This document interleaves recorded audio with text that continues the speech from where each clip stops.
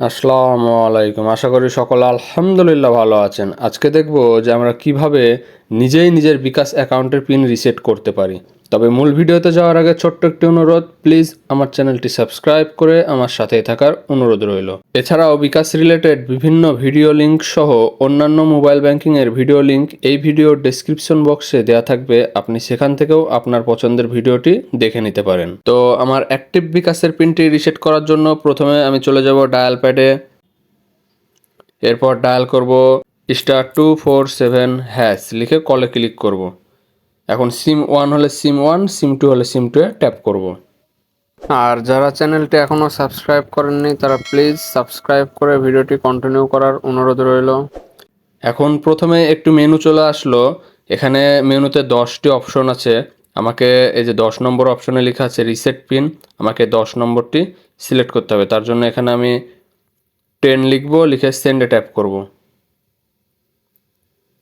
এরপর আমি আমার এই বিকাশটি যেই এনআইডি কার্ড দিয়ে রেজিস্ট্রেশন করেছি সেই এনআইডি কার্ডের নাম্বারটি এখানে বসিয়ে দিব। আমি আমার এনআইডি কার্ডের নাম্বারটি বসিয়ে নিয়েছি, এখন সেন্ডে ট্যাপ করব। সেন্ডে ট্যাপ করার পরে এখানে এখন আমার জন্মসাল বসাতে হবে। আমি আমার জন্মসালটি বসিয়ে নিচ্ছি। আমি আমার জন্মসালটি বসিয়ে নিয়েছি। এখানে অবশ্যই জন্মসালটি ভোটার আইডি কার্ড অনুসারে হতে হবে। ভোটার আইডি কার্ড ছাড়া যদি আপনি অন্য কোনো জন্মসাল দেন তাহলে কিন্তু এটি কোনো কাজে লাগবে না। তো আমি এখন সেন্ডে ট্যাপ করব। এখন এখানে বলছে select a service from last 10 transaction in 30 দিন, মানে 30 ডে। তো এখানে বলছে যে আমি লাস্ট 30 দিনের ভিতরে কোন ট্রানজাকশনটি করেছি, send money, mobile recharge, payment, pay বিল, মানে কোনটি আমি এখানে করেছি।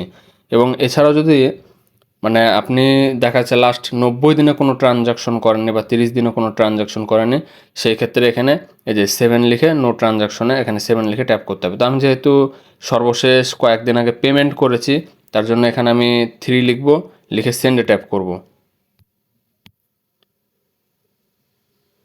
এরপর এখানে বলছে ইন্টার অ্যামাউন্ট, মানে আমি কত টাকা পেমেন্ট করেছি সেটা জানতে চাইছে। তো আমি যেহেতু 500 টাকা পেমেন্ট করেছিলাম, এখানে 500 লিখে সেন্ডে ট্যাপ করব। এখন এখানে বলছে thank you for initiating you PIN reset request, please wait for a confirmation SMS for future details. সাথে সাথে দেখতে পাচ্ছি আমার ওপরে কিন্তু SMS এর নোটিফিকেশনও চলে এসছে। আমি যদি নোটিফিকেশন বারটি টেনে নামাই তাহলে দেখব your bKash account PIN has been reset successfully, your temporary PIN 27282, মানে এটা আমার এখন টেম্পোরারি পিন। তো আমি পিনটি এখানে এখন দেখে রিসেট করে নেব। আর অবশ্যই মনে রাখবেন যে 4টা 1 বা 1 2 3 4 বা প্রথমে 0 দিয়ে কিন্তু পিন সিলেক্ট করা যাবে না, এটা অবশ্যই মাথায় রাখতে হবে। ওকে করব। এরপর ডায়াল করব *247# লিখে কলে ক্লিক করব এবং বাংলা লিঙ্কে ট্যাপ করব, যেহেতু বাংলা লিঙ্কের পিনটি রিসেট করা হয়েছে। আর যারা চ্যানেলটি এখনও সাবস্ক্রাইব করেননি তারা প্লিজ সাবস্ক্রাইব করে ভিডিওটি কন্টিনিউ করার অনুরোধ রইল। এখন আমি এখানে 1 লিখে সেন্ডে ট্যাপ করব। এরপর এই যে আবারও 1 চেঞ্জ পিন, তার জন্য এখানে 1 লিখে আবারও সেন্ডে ট্যাপ করব। এখন এখানে বলছে ইন্টার ওল্ড পিন, মানে যে পিনটি আমাকে দেওয়া হয়েছে বা যে পিনটি আমাকে থেকে পাঠানো হয়েছে সেই পিনটি আমাকে এখানে বসাতে হবে। তো পিনটি হলো এখানে 27282। তো এখানে আমি এখন 27282 লিখে সেন্ডে ট্যাপ করব।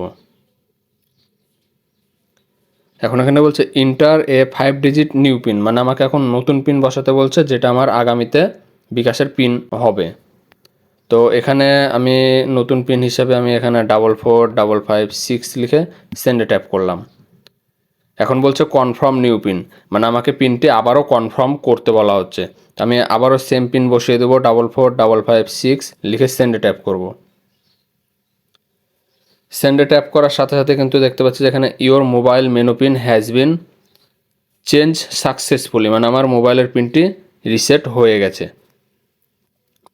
তো আমি যদি এখন আবারও *247# লিখে কলে ক্লিক করি, এরপর যদি বাংলা লিঙ্কে ট্যাপ করি,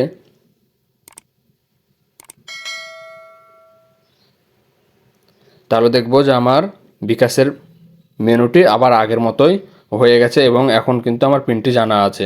তো আমি যদি ব্যালেন্স চেক করতে চাই তাহলে এখানে 9 লিখবো, লিখে সেন্ডে ট্যাপ করব, দেখবো যে আমার এখন পিনটি ব্যবহার করে আমি আমার বিকাশটি ইউজ করতে পারছি কিনা।